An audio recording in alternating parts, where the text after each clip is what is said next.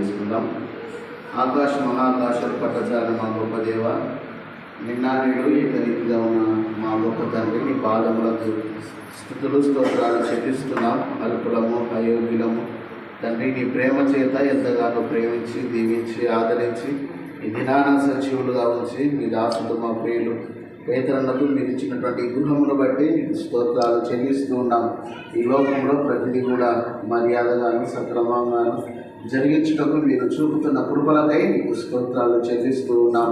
తండ్రి, నీ యందు భయభక్తుల వారి వల్ల ఆయన కృప అంచెలంచెలుగా మీరు చూపిస్తారని, ఉన్నతంగా హెచ్చిస్తారని నీ యొక్క వాక్యంలో వ్రాయబడిన రీతిగా నీ కృప చొప్పున మరి బలపరుస్తున్న విధానాన్ని బట్టి కూడా నీకు స్తోత్రాలు చెల్లిస్తూ ఉన్నాం. ఈ విధంగా తండ్రి, మరి ఇస్సాకు క్రమక్రమంగా ఏ విధంగా అయితే అభివృద్ధి చెందుతూ వచ్చాడు, మీరు చెల్లించడానికి మీరు కారణమయ్యారు.